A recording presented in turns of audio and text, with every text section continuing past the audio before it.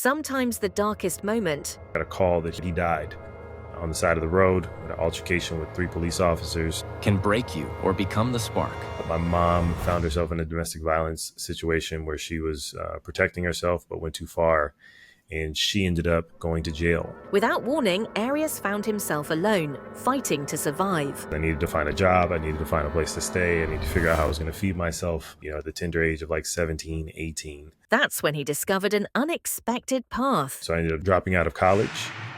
That kind of led me to having multiple jobs and things, which got me into marketing. Finding his true calling ignited something unstoppable.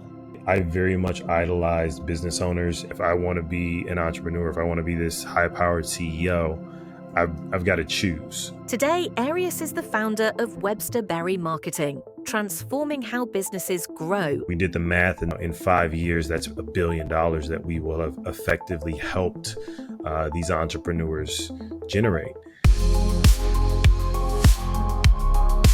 Hey, Michael, thank you for having me. So tell me about your business that you're doing now and how you got there. So I have a digital marketing agency, Webster Berry Marketing. We're full service ad agency and marketing agency. So we conceptualize elaborate marketing and advertising campaigns. We build websites and apps and sales funnels. We have a video editing team, so we create all kinds of content. We manage the social media of a couple hundred businesses and business owners.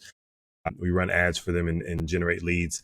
So, we are fully integrated and sold out to this thing they call marketing. Yeah.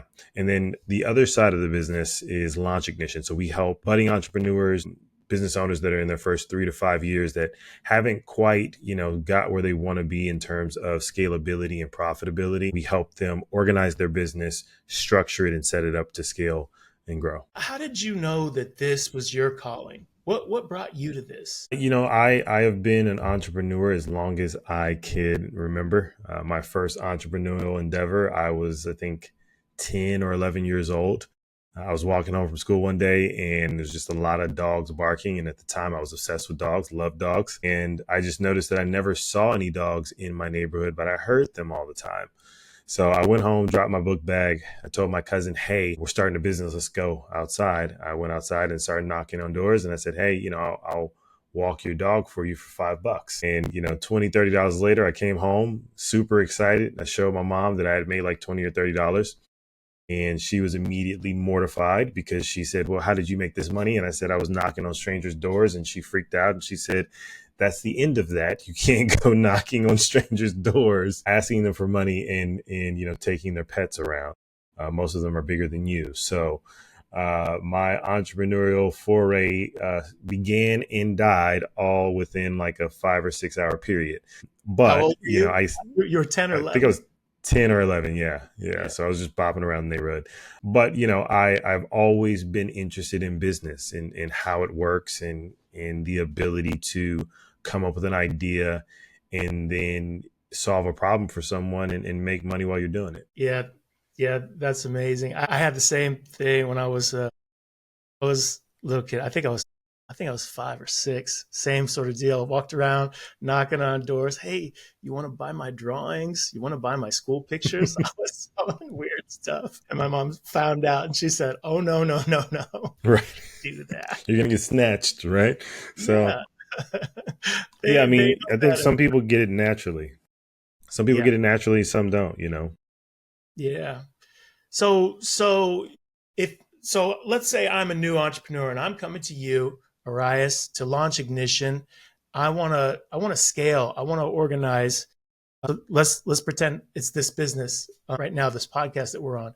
How would you help me? First, I need to know more about what you do. So the beautiful thing about Launch Ignition is it's a coaching program, but it is rooted in technology. So we built an actual software and before AI came along, we built the software that just kind of you enter in some information and it starts spitting out some things and some templates and some frameworks that we had already used for clients for years. And we kind of built it and coded it into the system. And then, ChatGPT just threw up all over the world. And we said, hey, we have to figure out a way to implement this AI thing. Otherwise, we're going to, cease to exist. So we put AI in the center. So, if you were coming to me saying, hey, how do I get this podcast out there? We would first have you tell it what you do. Hey, I've got a podcast. We focus on this. And then it's going to ask, who's your target demographic? What problems are you solving? Because anything that you do, whether it's a podcast, creating content, a product or service, it has to solve a problem. And even when you're creating content, it needs to target specific people, and it needs to be something that they see as valuable, or giving them some information that will resonate and then solve a problem. So we would start with asking those questions, and then you kind of go down the rabbit hole of telling all the features and benefits of your podcast. And then from there, it would then start producing materials and presentations and ideas and emails and all that kind of stuff in order to make you more organized, more structured, and help you communicate to your target demographic easier. And so is this whole thing done with software, or am I interfacing with your team, or what's it look like for me as your new client? What am I seeing? Yeah, so it's hybrid. So the system is at the core. It does all the heavy lifting as far as extrapolating all the information about what it is that you do. But we've found that human beings are lazy. Even when giving a powerful software that does most of the work for you, they still need someone to hold their hand.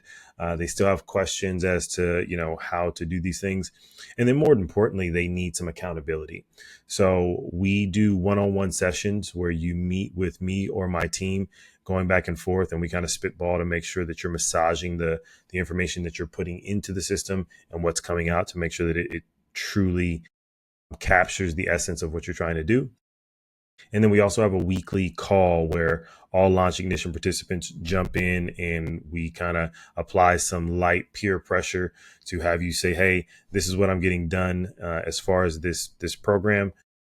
This is what I got done last week. Look for some pointers and some feedback on those things. And then it helps everybody kind of move along. And also at the same time, when people have questions about the system, or, about maybe some different marketing approaches, they get the benefit of hearing other people ask those questions, and they're like, oh yeah, I had that same question.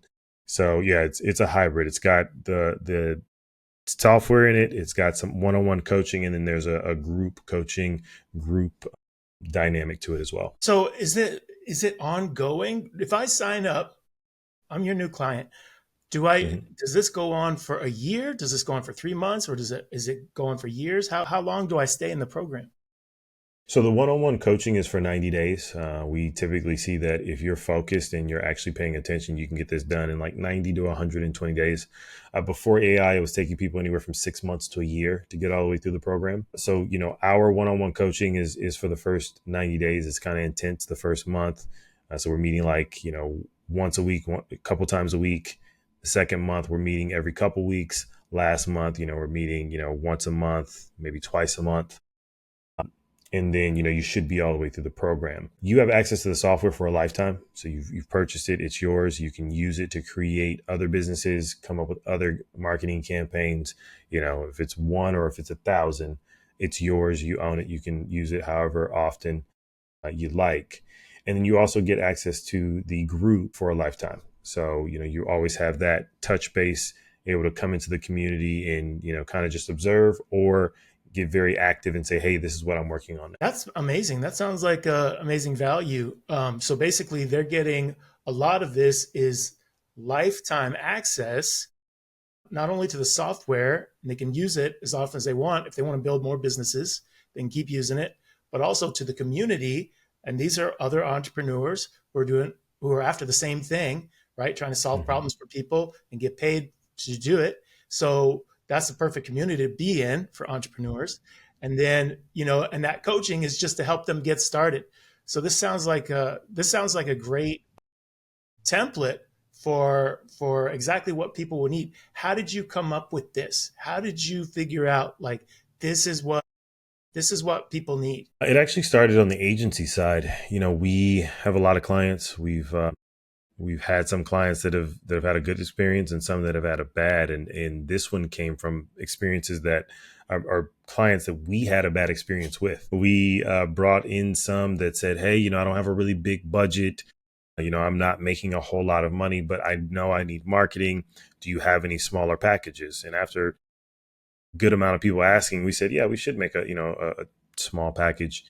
And what we found is when we did that, when we started marketing, we started advertising with them, many of them would quickly call us and say, hey, can you turn the marketing off? And we're like, well, you just started 2 weeks ago. Is something wrong? Are you guys not getting clients? It looks like you're getting clients. As far as we can see, we've sent you some leads. You seem to be excited a week ago. And they would say, yeah, but we've got enough right now. We kind of need to just deal with what we've got. We're starting to get so we'd ask a couple questions and we'd hear them say, we're starting to get some negative reviews.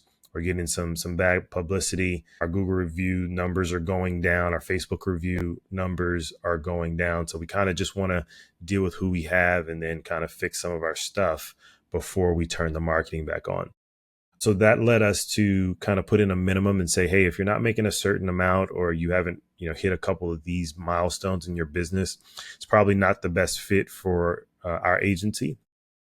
But in doing so, we excluded a lot of people. There's a lot of small business owners that aren't millionaires, that aren't making $200,000 a month, but still need help. And what we found is that it's not the fact that you need more customers. It's not that you need more leads. You probably haven't structured your business in a way that allows you to scale. So when I turn on some marketing and I hand you 100 new customers that are excited to do business with you, it starts exposing cracks. It starts illuminating the flaws or the gaps in your system. So Launch Ignition was born to say, hey, why don't we help you fix those gaps? Why don't we help you structurally set your business up so that it's ready to scale and take on 100 clients or 1,000 clients or 10,000 clients, and you can continue to grow effortlessly because you took the time to get your house in order. I love it that you solved your own problem to make one of your businesses. Yeah, and it started as a side hustle, man. The first year, I want to say we did I think 56,000, maybe 5 or 6 people, just closer friends of friends that were really serious about figuring out this business thing. And, since then we've had a good, 110 people go through the program. And the crazy thing is that's all through referrals. It started out as just hey, I'm going to coach some people, take some things that I know that I've applied in my business and help you apply it in yours. And then we turned it into a software. Then we turned it into an AI software, and people fell in love with it. They loved it. So they just started referring people. And isn't that the best way to grow the business? Because people are talking, right, in a positive way about your business. But then are you actively trying to grow this beyond word of mouth only?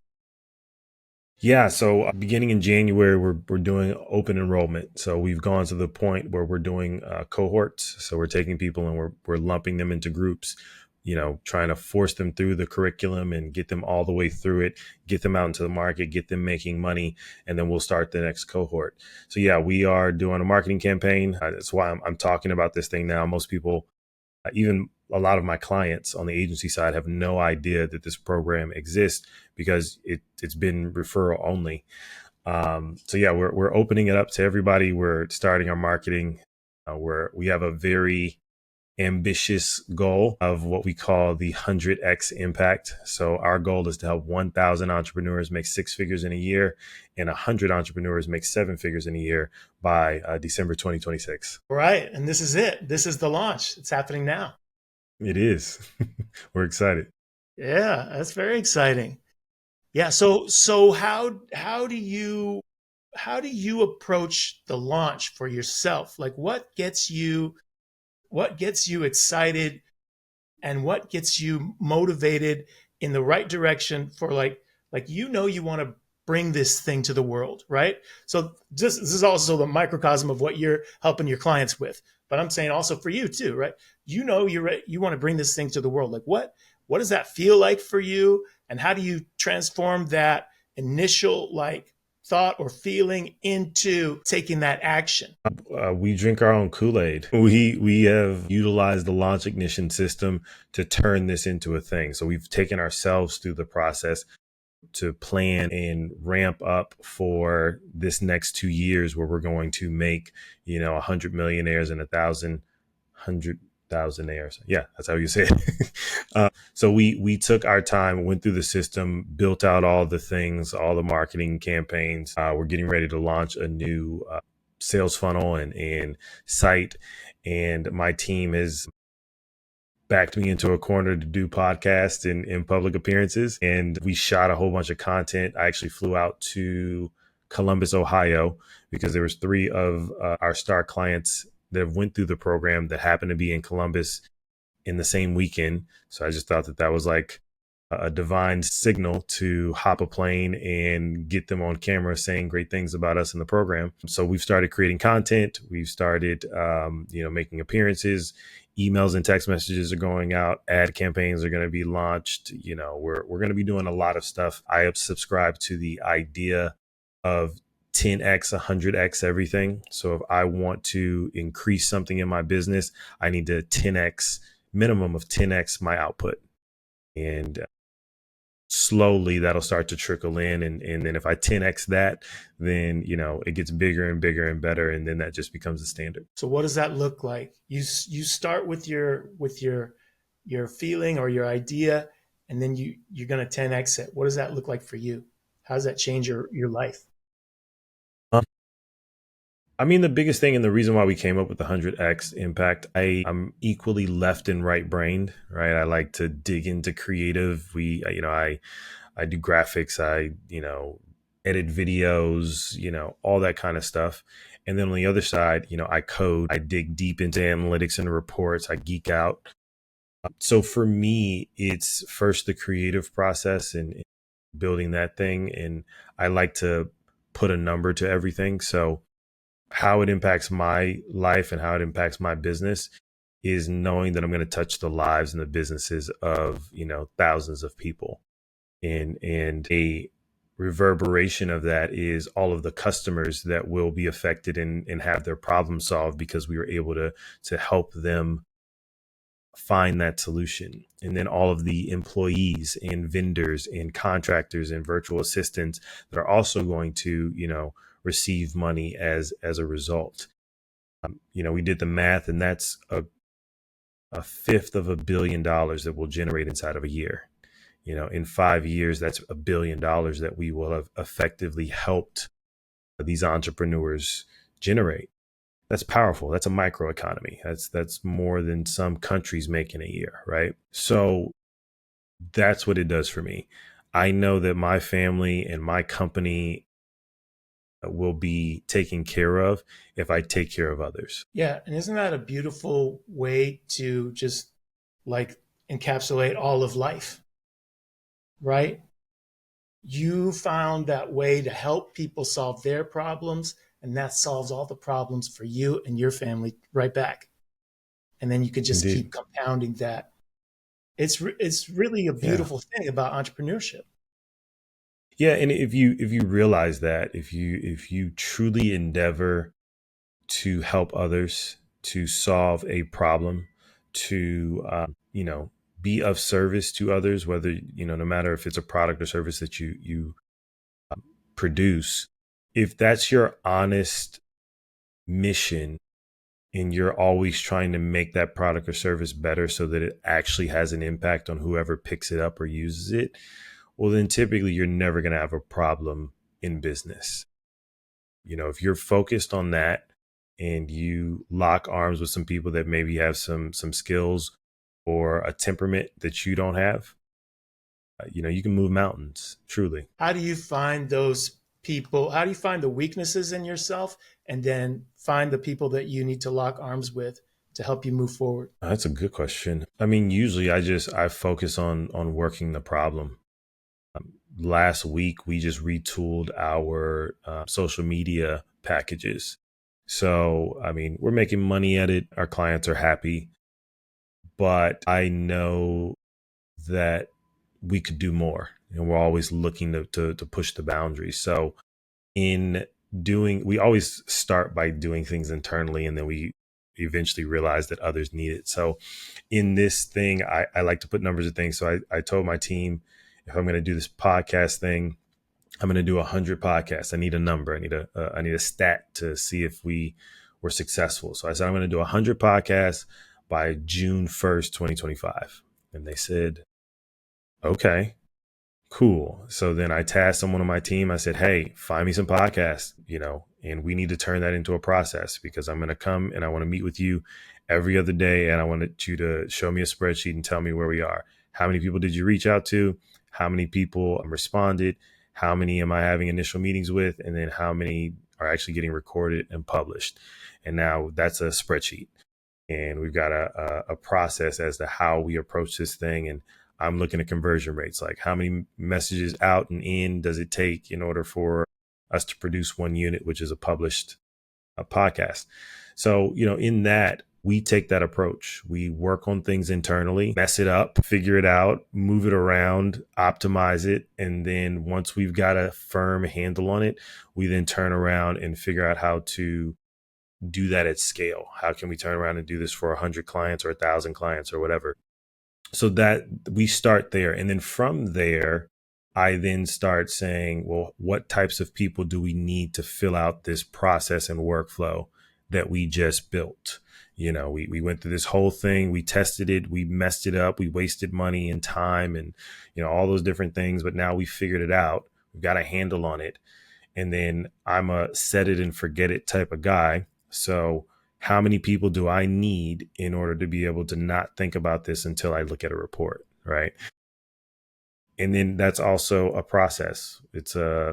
We hired somebody, but they're not really that good, or they don't show up to work, or, when they do show up to work, they might as well not have, because whatever they produce isn't good, and we keep working through the people until we find the one that can own that position in that role and that can produce results consistently and predictably. I completely understand.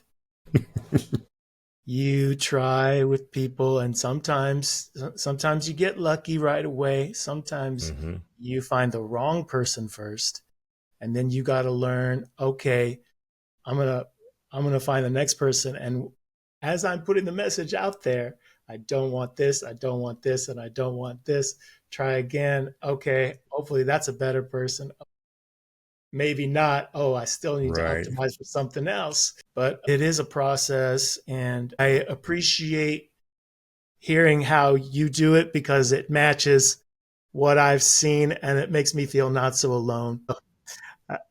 Sometimes these things can be a real challenge. So now you've got a process for getting podcasts, and will that be added? Is that what I'm hearing? That's something that could be added to your marketing packages that you deliver for your clients? Absolutely. So we've already retooled. Right now, we already sold like 3 or 4 of them to just clients that I happen to have meetings with already scheduled, and I talk a lot. So I spilled the beans a little bit prematurely, and they're like, oh, that sounds great. Yeah. So we added the podcast, and then we also added in authority placement. So we're kind of dipping our toe into the PR realm. So I've been interviewed by various publications and websites and all those different things. And, we have established some relationships. So we've formalized those relationships. We've set kind of agreements, and now we have access to over 30, 31, 30, 32 publications that we can, pitch. I can't guarantee that they're going to write, but we can pitch those. And typically the way we pitch, the way we position you, they're typically interested because it's an interesting story. So those are now parts of our marketing plan. So we can help you with your social media. Great.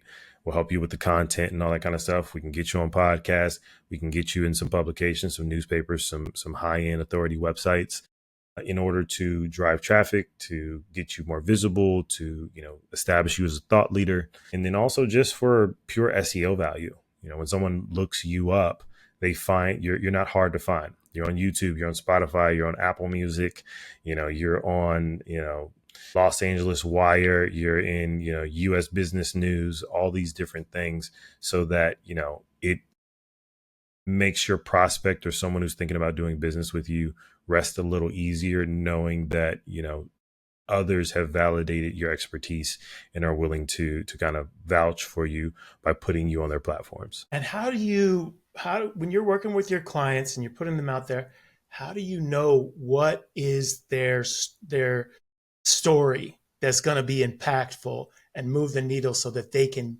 you can get them on those podcasts and into those publications? It's just exploration, right? You got to go digging. With my story, I've just recently started telling my story. I'd had a quite a childhood. Well, actually, my childhood was pretty great. I grew up in the suburbs, went to a decent high school, those types of things. But there were some points in my story that were hairy, and it's old news to me Let's because hear it it. happened 20 years ago. Yeah, let's hear this. Let's hear this. So I grew up in Dallas. My mom got an opportunity to travel to San Diego, and her company was bought out, and they said, "Hey, you either lose your job or you move to San Diego." So we packed up and we were Californians.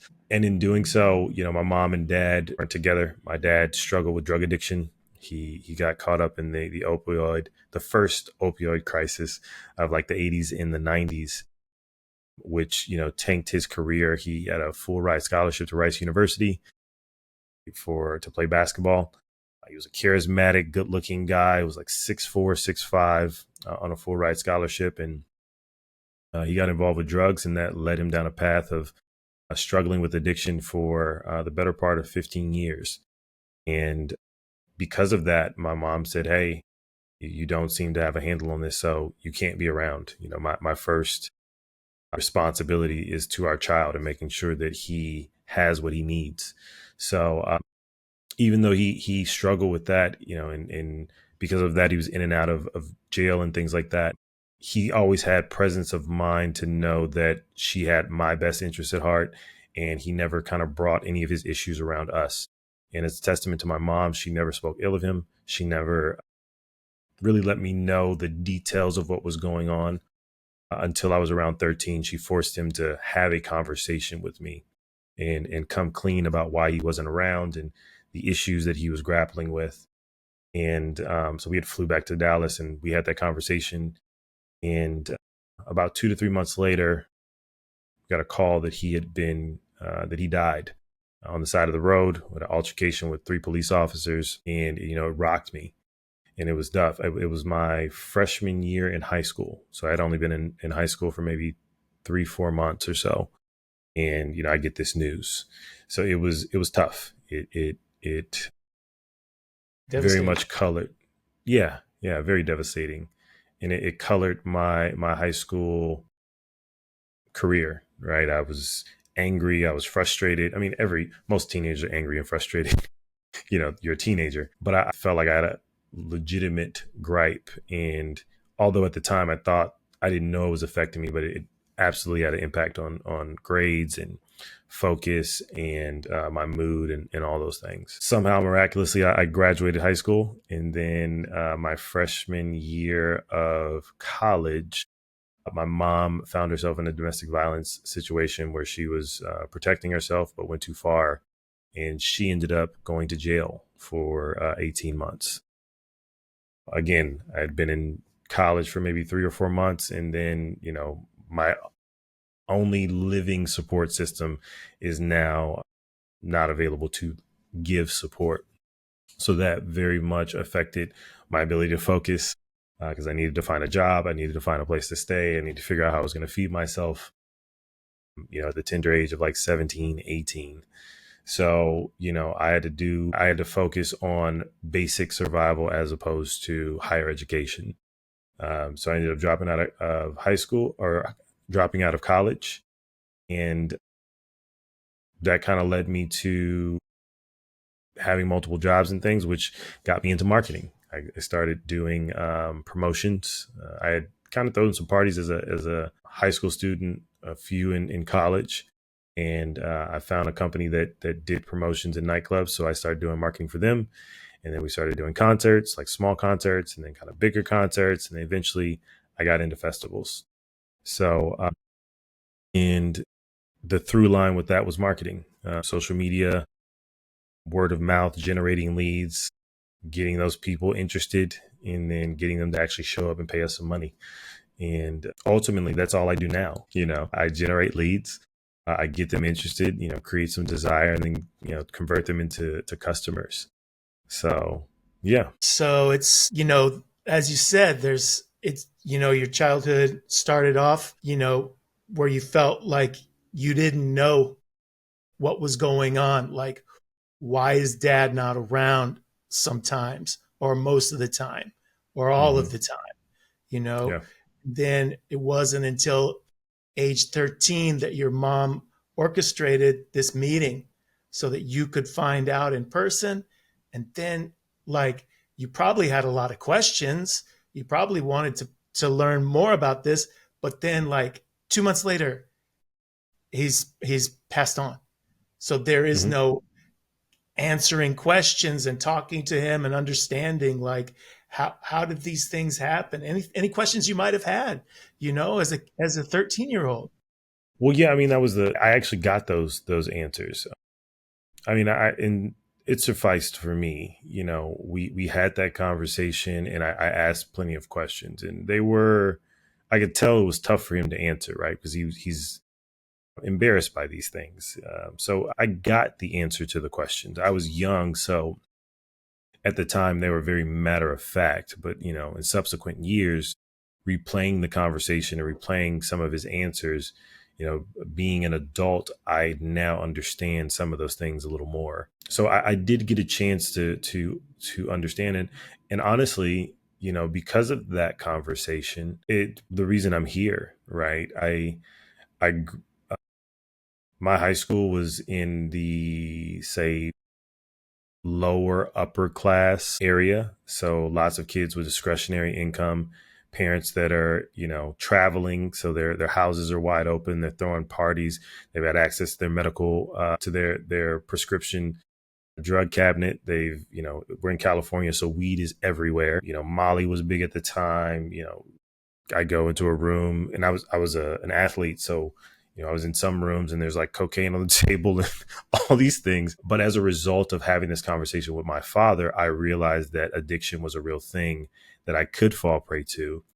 This did screw up his life, and being a distant observer, because of these things, he wasn't around, and it led to all of these other issues in his life. So when it came for me, drugs and all these things, that was a no-fly zone, because I had seen, really firsthand what could happen.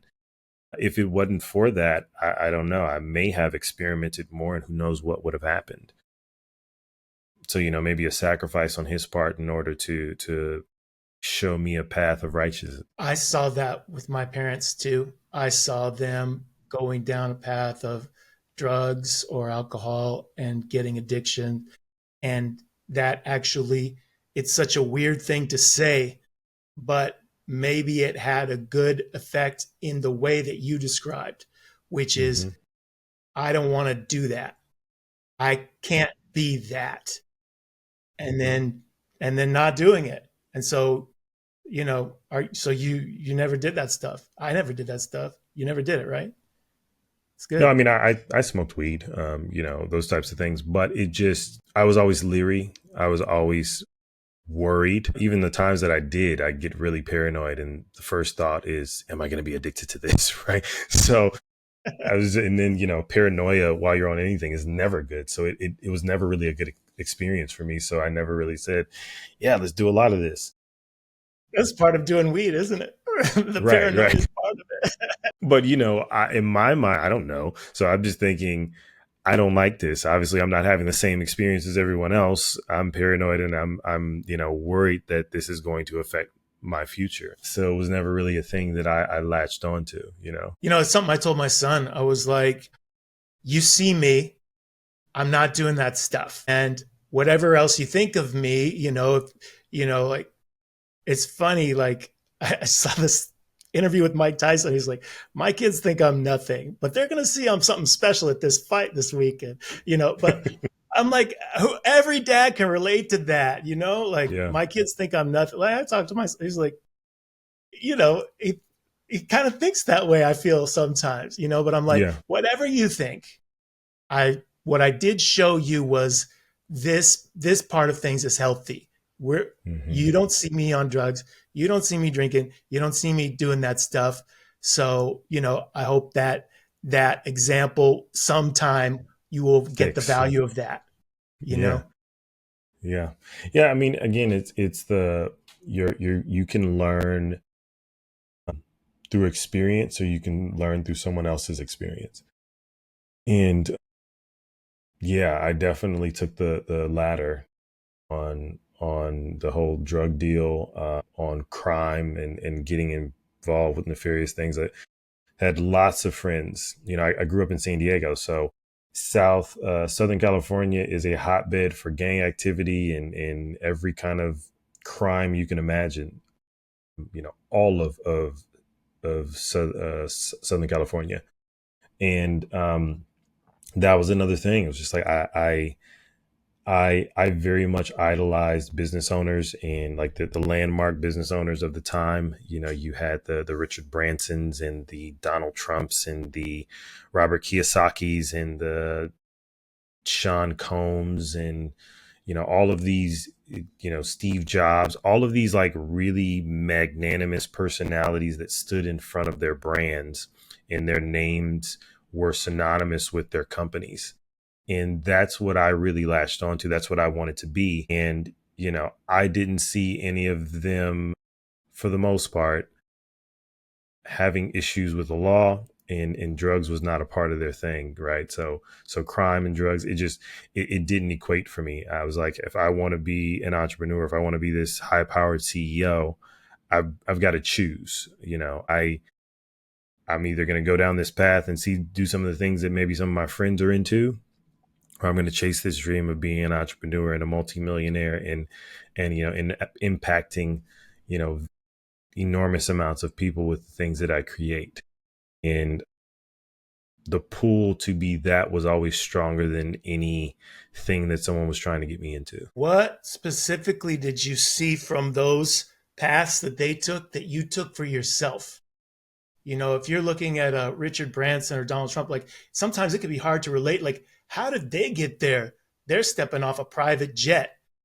I'm here, maybe born into a middle class household or something like that, but Hmm. I don't even know what that means to have the wealth of a private jet. What did you take from them that you put into your life? I think about some of them. Like Donald Trump's obviously not a good example because he's had money since before he was born, but a lot of them, they were self-made and they just willed themselves through it. I think that was probably the biggest thing.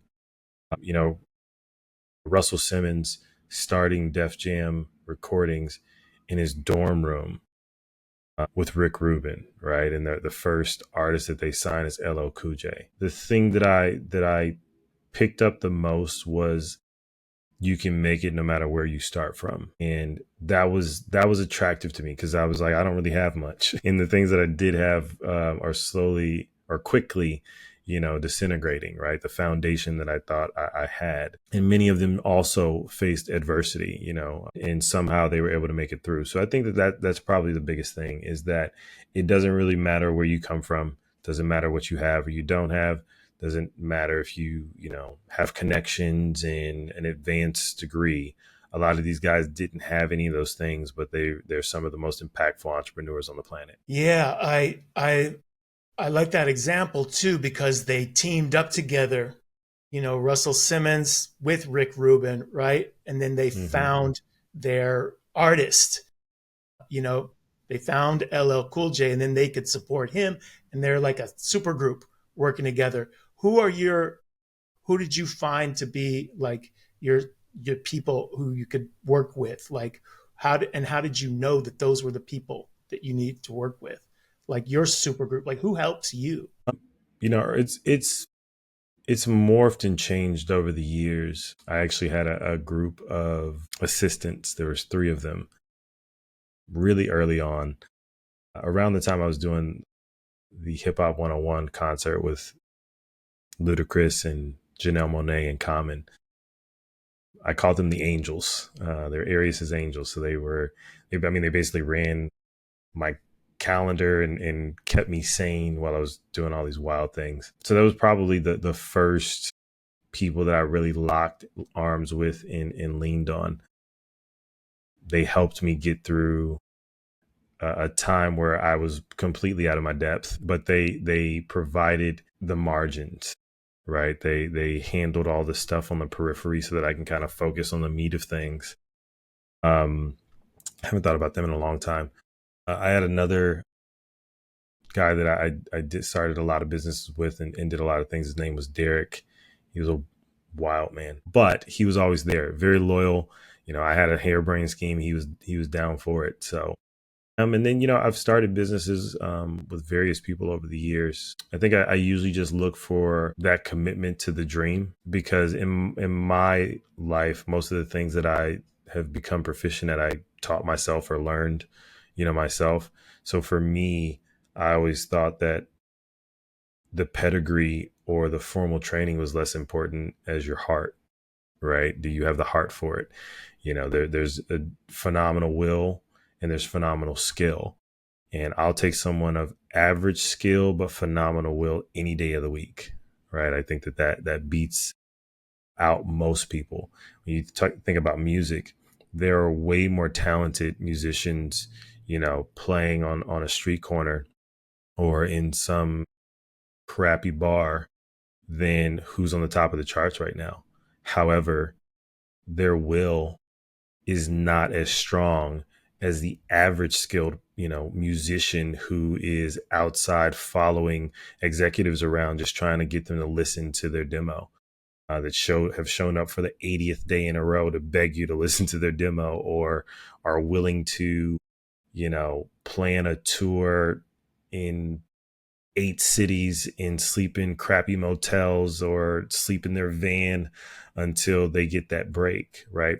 It's the will part of it. So the people that I've made the most money with, the people that have been with me the longest, are typically those that are sold out to whatever we're doing and are willing to kind of just burn the midnight oil and get after it. How did you get that first traction when you were doing those early days promotions? How did you go from, I need people to fill this club, to fill this concert, eventually to fill this tour, to getting the people there and feeling that confidence? How did you build yourself up? Lots of trial and error. I think that's probably where I developed the whole 10X thing before Grant Cardone and stuff. It was always, I don't know what's going to work, so I just need to double and triple everything that I'm doing. So if I double this over here and I double this over here and I double that over there and double that over there, well, it's like 10 times more stuff going out, right? So I remember when I did my first, I went and printed my own flyers because I had worked for a company. They always handle that. And I remember looking at the amount and the guy was like, hey, you want 200 flyers? And I was like, yeah, because that's usually what I would get. And I said, no, how much is 1,000? How much are 1,000? And he said, yeah. And he said, actually, we have a special on 2,000 right now. And I was like, shit, that's a lot. There's only 2 of us. And I started calculating. I was like, if I put out 100 flyers a day, that would take me almost a month. Sure, man. Yeah. Okay. And I paid the money, and then I found the people to help me move the flyers. Social media, same thing. We would post things, and then I said, I need to figure out how to get out to more people. So I started recruiting and bribing people to post my stuff on Facebook and MySpace, right? So, hey man, look, come out to this little event. It wasn't even my event, but just meet me at this bar. I'll buy you a couple of drinks. And I was like, hey, come out to the event. I will buy you a couple of drinks. I just need you to post this on your wall, like today and the next couple of days. And if I can find 10 or 12 people to do that, well, now I'm out to their network.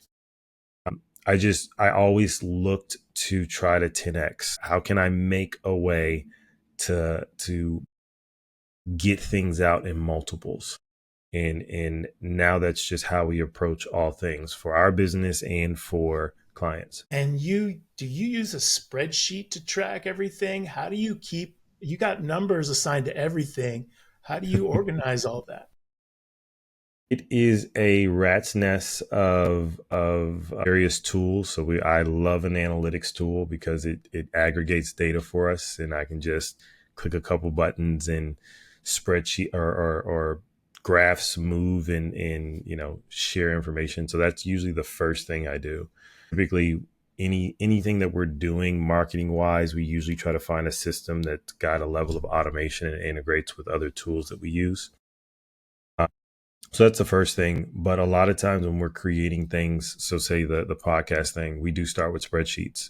Like, what are the metrics? What are the inputs and the outputs? And then as we go through it, we realize I'm always looking at the conversion. In all things, I'm like conversion. If I send out 100, what percentage of them respond or, click or whatever. So yeah, we usually start, if it's something that we've already done, we're always looking for a system, a better system, a faster system, a more integrated system. But when we're building things from scratch, that's kind of new. Yeah, we start with spreadsheets and I have them manually updating things. And then once it becomes a thing, we start building forms and automatically putting information into the spreadsheet. And then from the spreadsheet, we start building actual programs, like custom programs that we'll code in order to keep track of things. And then inevitably we usually find out that someone's already built something, and then we switch over to a program that can keep track of it for us, and I just pay the money. So you're the guy with all the subscriptions. Yes. For sure. That is and you me never all want to day. look at that. You never want to look at that list. I got so many subscriptions. That's actually how Ignite Funnels came around, because it was like, I talked to my accountant one day and we were looking at numbers, and he said, do you know how much you're spending on systems and subscriptions? And I said, I don't know, probably a couple $1,000s or something like that. He said, you spent like almost $5,000 last month on subscriptions. And I said, okay. And he said, you have got to take this number down. That's ridiculous. He said, I mean, what the hell? He said, I don't even know what all this stuff is. He said, if you keep doing that, he said, that's 60 grand a year. He said, in 10 years, you would have spent $600,000. He said, you could start a whole company. You could build the thing yourself for that amount. And I said, you're right. So we did. We we built a thing, and we turned it into a business. And from there, I started realizing that. Which business is that you turned into? Ignite Funnels. Ignite Funnels. Yeah. And we started, really digging into employing, coders, front end and back end developers to help us create things quicker and, more custom for our particular needs. That's also how Launch Ignition came about, right? So we started with just a coaching program and some forms that people filled out for some frameworks, and then that went into a spreadsheet, and then we turned it into a whole, software, and then we integrated AI. So many times it just comes up with a harebrained scheme that I have. It turns into some document or spreadsheet that we track, and then it turns into a software. I think that that's a great formula to organize things. And then also, as you're working with so many entrepreneurs and businesses, it makes a lot of sense that you're scaling your things that way. I'm hearing an echo. It's causing me to. Is it? Hold on. Yeah. Hold on. Sorry. I said the echo cancellation can't be done during the recording. Okay. My goodness. Okay. Hold on. Let me turn it down. Better? I think better? So. Yeah. Okay. Cool. All right. So now your marketing business, that I think that part we didn't talk about as much as some of the other ones. So is that your main like bread and butter that you help everybody with the most? Yeah, that it represents the vast majority, the lion's share of the business. And my annual income and what the government gets the most from. So yeah, Webster Berry Marketing. I started that with a business partner probably about 8 years ago. Yeah, about 8 years ago. It was under a different name. I bought him out about 2 years ago, maybe 3 years ago, and we rebranded as Webster Berry Marketing. So yeah, on that side, we're full service, and that's where I have the most fun because we really get to create things. I met with a guy today that I actually did a podcast with, and he said, "Man, I really like your style. I like the things you're talking about. I have a couple projects I'm working on. Can I talk to you?" And he's got some really cool things that he's built in AI on the HR side. And I was like, man, this is really, really cool. And now I can't wait to get alone for a couple hours and dig into his software and then figure out how we're going to market it and make him some money. So you know, it's work for sure. And dealing with clients can be a pain in the rear, but it does allow me to play and tinker and experiment. And, it's always a problem I'm trying to solve, right? I'm always trying to find some people for someone, develop a lead source, find a predictable way to generate those leads. And then once we got the leads, well, how do we convert them into customers at a predictable rate? So it's like a science experiment. I stare at spreadsheets and sentiment analysis, and we test creatives and copy and all this different stuff. So it's very engaging, it's very challenging, but extremely rewarding, because once you get that dialed in and you figure it out, well, then it's like an ATM, right? You just put your card in, type in the number, and money spits out. So that process is, you said that's fun for you. Like how is it fun? Like what part are you getting joy out of? Because I think as entrepreneurs, sometimes we can lose sight of, like, hey, I started this business because I like it. So tell me, like, how do you know you like it? What's that for you? What's that feel like? How do you know?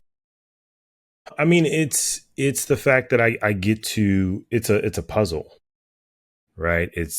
I know it's what it's supposed to look like. I'm looking at the box, and there's 1,000 pieces inside, and now I get to kind of move them all around, figure out the edges and fill in the middle. I'm again, a left and right brain, so I get bored quickly. So anything that's complex, anything that's got a lot of moving parts to it, keeps me engaged. It keeps me dialed in, and it allows me to use all of my gifts. One of the reasons why I'm a terrible employee is because once I master something, I'm ready to move on, And marketing, you never really master it, because every client or every campaign is a brand new thing. It's a new animal. Every business, we do B2B, B2C, small businesses, large businesses. How do I take a $1,000 budget for this new campaign or this new platform, and how do I maximize that so we can get an ROI and get them to give us more to do it again?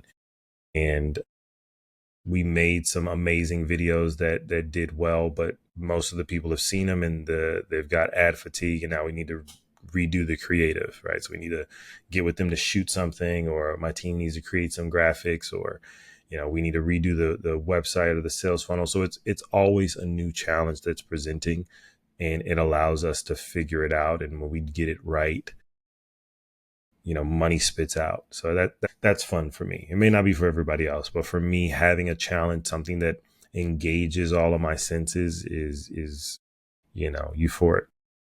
How much time a week are you spending doing this most fun part versus all the other stuff? Just on the agency side, I'd probably say it's a 70-30 thing. So 70% of my time is on the agency side.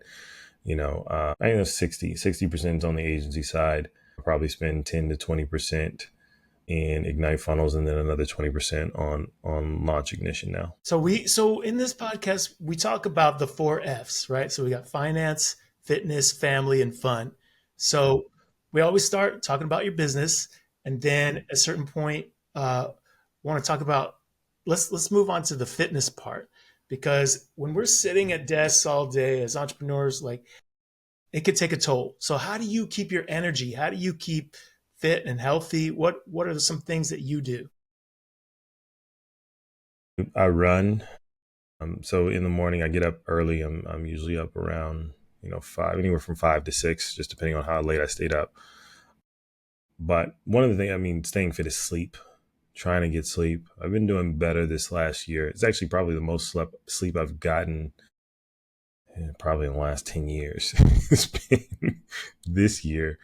I've made a concerted effort to, make sure I get to sleep, probably around 10:30, 10:30, 11. And, I'm up around 5 or 6. So I'm getting, 6 to 7 hours. Whereas I used to get like 4, three and Yeah. a half. If I was lucky, I would get 5. But that's helped. It's helped with my mood. It's helped with my energy. It's helped with, just overall performance and just giving myself a little more rest. When you're first building it, you're like, sleep's for suckers. I'm just gonna you just go, go, go. But now that I'm getting more rest, I realize that that's counterintuitive. You may have more hours in the day to do things, but what level to what level? Are you firing on all cylinders? Are you really optimized in those hours, or are you diminished, but you're still just plowing through? And at this point, I realize that getting an extra 2 or 3 hours of sleep and sacrificing that couple hours of work makes me way more effective in the hours that I am working. So yeah, sleep is probably one of the big things. And then I get up, I run, I hit the gym. I like hiking. So when I'm traveling and stuff, we typically find a mountain somewhere and go hiking. You used to be an athlete. What was your sport? Basketball, football, track. When I was younger, I did soccer and baseball too. Actually, when I was really young, I used to jump rope competitively, believe it or not. I didn't know they had that. I did not either until I was in middle school. And this little girl that I liked, I don't know, she caught my attention, and I was trying to hang out with her after school. I was in middle school, and she said, "Well, I can't because I have to go to practice." And I was like, "Practice?" So yeah, I'm going to jump rope practice. And I was like, "Jump rope?" And she said, well, we can still talk if you want to go. And I said, "Sure." Right. Just following a girl. And I got there, and I was an athlete. So I kind of picked it up quickly, and she was cute. So I told my mom, "Hey, I think I want to sign up for jump rope." And she said, okay. And I ended up getting into it. I was the only black, well, I know I was of one of 2 black kids, but I was the only black boy in that group, but it came out really good. I really got into it. We actually went to nationals. We performed halftime show for the Houston Rockets, and ended up at, I think, like Junior Olympics at Disney World and all this kind of stuff. Wow. Yeah, I've seen some videos of that, and I can't even see how fast the rope is going Yeah. and how fast they're jumping too. Yeah. The worst part is when you're learning a new trick. As you said, the rope moves very quickly. They're speed ropes, so they're designed to kind of cut through the wind. The worst part is when you're doing something really intricate and you get tangled up and you hit yourself. The first time that happened, I think I had a welt for like maybe 2 weeks. It was terrible. I must have squealed so hard. But, it teaches precision because it actually leaves a mark when you're not precise. But yeah, it's a skill I still have today, actually, every once in a while. I jump rope when I go to the gym, but if I'm really looking to get my heart rate up in a short period of time, I'll jump rope and kind of pull out all the tricks. What does it help when you go to the gym, right? Like, some people, they're just spending time like lifting and doing things, and I can't tell that their heart rate is getting up. What's the value of doing something like a jump roping, or something that's getting your heart rate up? How does that help people? I mean, the reality is it. I think the well, I don't think I know. The body is superbly designed, and it's designed to expand and contract. Part of that is getting your blood moving. Most ailments in your body can be healed when you let it process. You get your heart rate up and your blood gets coursing. Whatever is stuck to your arteries, whatever is kind of if you're having a cold or whatever, you got something in your intestine that's contributing to some issue. You getting your blood moving moves those things out, right? The natural process of expelling it from your body. And then also just focus. And we actually, I remember watching a video where they say, your body actually heals itself every time you contract any of your muscles for any prolonged period of time. Our bodies are designed to be very resilient as long as you take care of them. And part of that is, we're hunters and gatherers. We're designed to be out running and jumping and moving around and taking in calories, but quickly getting rid of them. And all these creature comforts that we have keep us from doing that. We spend a lot of time sedentary. And because of that, you have to force activity so that you can meet a minimum every day. So all those things, they help you in health. They help you mentally. They help you emotionally. They help you spiritually to stay in line and stay in tune. I feel that when like there've been times when I'm so focused on work that I don't get to the gym. And I do feel that there's a less quality of mental health, emotional and spiritual health, as you described. So you go every day. How long do you go? What do you do when you're at the gym? I'm usually there 45 minutes to an hour on the weekends and stuff. Yeah, typically if But I not on can get weekdays? in, then usually a little longer.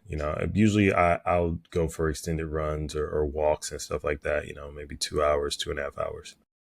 So you don't go on the weekdays? Weekdays, yeah, as I'm saying, during the week, I get up early and I go. So usually 45 minutes to an hour, like, because I start my first meetings at like 8. So I try to get my hour in, take a shower, eat some food, pray, kind of set my goals, set my intention for the day, and then I dive in. So how do you know what you're going to do when you get to the gym? Do you have it scheduled, or do you just sort of go like, hey, today I feel like doing pulls and tomorrow I'm going to feel like doing pushes? Like how do you figure out? AI, hey, I need a workout schedule. And then, 10 seconds later, I've got my set for the week. I try to keep it simple. I've thought about using a couple apps, but I haven't pulled the trigger. But for now, I just, hey, give me a workout for the week to make sure I hit my entire body. And then, you know, uh, it gives me everything I need. And so you already know all the how did you learn all the exercise in the first place though? Like if somebody's coming to the gym for the first time, or when Arias was coming to the gym for the first time, how did you find out like what? Because if the AI, it's just going to tell you like do this, but you might not know You what mean I those know are. how? I one of my first jobs, actually, when I was in college, a job that I went to get because I needed to feed myself was 24-hour fitness. So I started out working the graveyard shift, and then I moved into sales.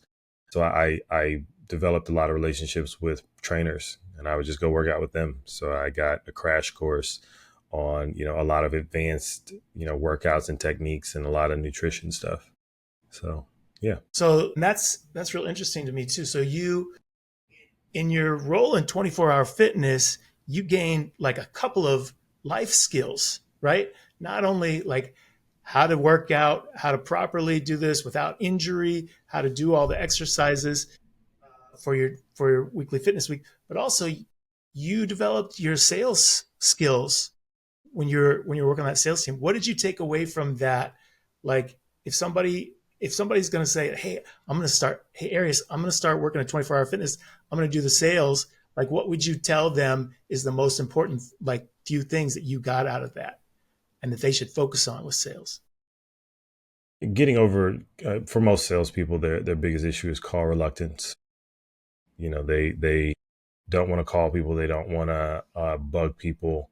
They're afraid of rejection. So, being there, they have enormous amounts of leads. So it was just bang the phones, call, set up a meeting, make sure you follow up. And then when you get someone in front of you, maximize the opportunity. So those are the biggest things. Learning the structure of a pitch. It's usually the same. Build rapport, do a discovery, figure out what their issues are, present a solution, and then go for the close and handle objections. Same thing in fitness and selling gym memberships as it is selling $100,000 ad campaign. Exact same thing, right? So yeah.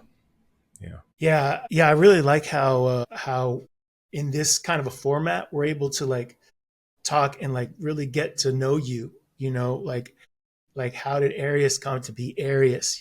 So that the people, like all the watchers and listeners to the podcast, like when they talk to you, when they say like, hey, I think Arias is really cool, I want to work with him, they're going to have all these sort of anchors, and like from your like life milestones that they go like, you know what, I used to work at 24 Hour Fitness, or I go to 24 Hour Fitness now, and now I know that that's something in Arias' history, that's something we can bond on.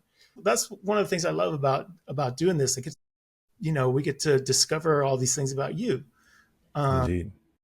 Yeah. So let's talk. We talked a little bit about family before, like your past with your family. But what are your family goals now? Like, what's your family like now? What are you doing to pursue your family goals?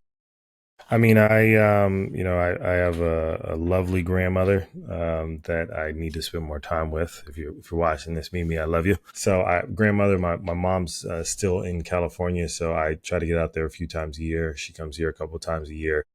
I have an amazing girlfriend who's super supportive and just lovely. So, goals are marriage, kids, taking some of the success and the money and a little bit more time that I've been able to earn myself and pour that into my family. So what's between now and that? Like, what's the gap between now and the marriage and the kids? I I, I feel like I have a couple more things to do in the business. I just want to shore up a few things, maybe with Launch Ignition in this year and getting that solid the way I want it to, kind of running on its own. Ignite Funnels is doing great. Kind of doesn't really need a whole lot more to continue growth. I'm I'm slowly working my way out of the agency, you know, and that'll allow me to be more present for my wife, more present for my kids, spend more time with their education, their early development. So that's really it. I got just a couple more things that I'm putting in place, and that'll be the next frontier. So what's that going to look like for you? How much time do you need? Like, and what are you going to do? Like, what are you looking forward to with your kids? Uh, By the way, we both came from that background where like there's not that parent that can solidly help you with stuff. So I feel this, when I'm listening to you, I feel that gap that I heard in your story. You didn't have somebody helping you with that. It's got to be a challenge to figure out like what's your vision. So that's why I want to ask you this question, because I want to be here for you as you're sharing your vision. yeah, I think me waiting till a little later has allowed me to really see the value of kids. Having not having a lot of those things and having a roadmap and some guidance there has made me acutely aware that I need to get it right. So yeah, I think that I think I'm going to be a great dad simply because I want to work at it, and not a great dad in that I'm just giving my kid everything that they want, because I don't think that that's it either. I think they should work for most things. That's the only way they'll value the things, but more, being intentional about things, thinking about how I'm reacting, how I'm guiding, the example I'm setting, how I'm showing up, how I'm supporting my partner, those things, and just being very, doing work on me so that I can be a better, parent and husband and grandson and son and cousin and friend. So yeah. What are some of the things you're gonna do with them? Let's say they come home with some homework. Are you gonna sit down with them? Like, what are you All of looking that. forward to? I'm Some going to of the be fun stuff. all in everything, coaching, um, I don't care if it's female, male, helping with homework, tutoring, taking them to explore the world, seeing various things and giving them those life lessons, both when they're young and as they get older. My goal is my job is to prepare them for life. And that doesn't stop once they leave the house. They are going to encounter different things as they go through life. And my job is to hopefully help the transition and the trek through it just a little easier by giving them the tools and the advice that they need. And hopefully they take it and make good decisions. I think that's it, right? Because they're going to have wants that are might be different than your wants. Mm-hmm. And they're going to have a path that might be completely different than your path. Mm-hmm. And then for them to get the tools by being able to talk to you and say, hey, Dad, how can I achieve what I want to achieve? Or you see them struggling and Yeah. you say, hey, you want a little help? Let's talk about this if you want. Maybe I can help. And then help them get to where they can get what they want out of life. That's what I'm hearing. Absolutely. And it's about equipping, not enabling. I want to give them the tools, and then, it's up to you to pull yourself up to do the work, to, carve your path. My job is to give you the foundation and give you the tools, but you still have to build the thing yourself. That's it. And once I know that, if I can help as I've seen you grow and commit yourself and apply yourself, then yeah, but within reason, because I've been able to get here and many others have without any help. I don't think it's my job to clear the path for you. I think that robs you of the lessons that you learn, in the struggle. So, but my job is to guide you and make sure that, if I can give you some advice and you can, internalize that, process it, synthesize it into a result, then I've done my job. I've done my job. But Michael, I sorry to cut short. My team is blowing me up. Don't know what's happening, but I'm probably double booked for something. Is that what's going on? Yeah. Let's hear about your fun. Like, what do you do for fun? I travel. Travel is what I do for fun. I've been to 28 countries so far, and my goal is to step foot in every country on the planet before I expire. So you got about 200 countries you're going to get to. I got quite a ways to go, which means I need a lot of time and a lot of money. So I am busy working on getting more of both. And is that something you're going to share with your kids? Absolutely. I think I know that it's shaped my worldview. Travel is a gift that keeps on giving, and you'll never hear anybody that says they wish they would have saw less or they wish they wouldn't have went on that trip. It's a gift, and if the world is a book, every city, every state, every country is a page. What did you get out of traveling that you couldn't get without traveling? Perspective on the fact that living in this country, we're blessed. We have so much, just the quality of the streets and the fact that every time you flip the switch, the electricity comes on. There's water that's clean and drinkable and available. There are jobs. If something's going wrong, there's someone you can call that will come help. If you're down on your luck, there are enormous amounts of, in my opinion, maybe too many programs that will help you, in the interim.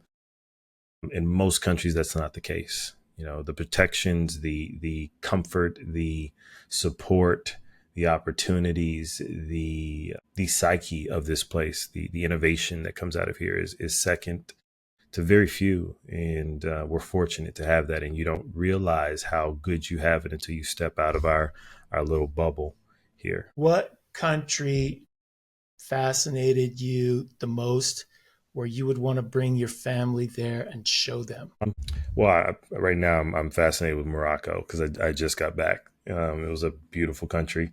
Um, but Costa Rica was awesome. Peru is awesome as well. Right now, Morocco's got a special place in my heart at the moment. What is it about Morocco? Just the people are hustlers. They get up, they work hard, they are wheeling and dealing. They're warm, focused, diligent people. It's not the most hospitable place as far as the terrain and the weather, but somehow they've made a way. Thousands of years they've been able to figure it out, and through war and famine and drought, they're still there. And they've kept to their customs and their culture, and they've been able to forge a path, and I respect that. I appreciate it. What would I be the most surprised about if I go there? Take the trip that you just took to Morocco. If you've ever been to the Sahara, the vastness is just overwhelming. Just even from high points, sand as far as the eye can see, just an ocean of sand. But in the city, just the hustle and bustle, the sheer volume of businesses and shopkeepers, all striving to earn. And for the most part, doing it with a smile probably leaves an impression. Let's do the lightning round. What's the number one thing in your whole life that you've invested in that has contributed to your financial health? Reading Rich Dad, Poor Dad. What'd you get out of that book? That we're not all the same, and that the goal is to become a business owner instead of just an entrepreneur, self-employed, and that the goal of being a business owner is to move into the investor side of things, to where money is making money for. So you're not trapped there working every day, doing every little bit of the business, but you get yourself out of the business and now you own the business. Exactly. What's been your best investment for fitness? A trainer. Yeah. I mean, I know fitness, I know how to work out, but having somebody push you, having a plan, stretching you, holding you accountable. Yeah, you can't. That's, I want to say invaluable, but it's extremely valuable. What do you get out of having them push you? More years on your life, and the knowledge that you still have more capacity. There's still space in the tank to add. You may think that you're full, but the right person can push you and help you discover capacity that you didn't know you had. Best investment for family. I took my grandmother to Hawaii this year. Yeah, earlier this year. Probably the best. She's been a couple places, but just to see her light up. Hawaii is a beautiful place. I've been a lot of places, but Hawaii is special. Being able to share that with her, being able to share that with my girlfriend and her parents. Yeah, it was probably the best investment. Did you made a lot of memories there? Is there Yeah, taking her to, we went hiking. So taking her, and her being able to just see the water from that angle, taking her to a luau for the first time, and, fire shows and lays, and, seeing this guy climb a coconut tree, and, just tons of memories. Her face when she got hit with a wave, that, just just all kinds of great memories, man. Awesome. And your best investment for fun? Best investment for fun, swimming with dolphins. Yeah, swimming with dolphins. Actually, I was also in Hawaii. Was that the best? It's just different, man. It's exciting and scary at the same time.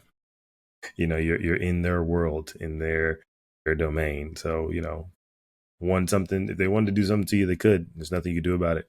But just the strong gentle, playful creatures, and getting to play around for 5-10 minutes. That's one for the record books. It's like a horse in the water. Exactly. Like they're so strong. Yeah. If you see them from far away, you think, oh, it's a little thing. No, Nah, it's huge. basically a horse. Yeah. Yeah, never had anybody say it that way, but yeah, definitely like a horse in the water. Yeah. Who should I interview next? I got a bunch of people. Jonathan Prather, Jonathan Lewis, CEO of JetQuest, Jason Miller, CEO of Higher Direction. Yeah, actually, my mom might actually be interested in doing a podcast. We were talking about it the other day. Her story's crazy. Okay, I'm gonna connect with you and your team after this. Arias, thank you so much. This has been amazing talking to you. I really appreciate your time. Thank you so much. Thank you, Michael, for having me. It was a great time.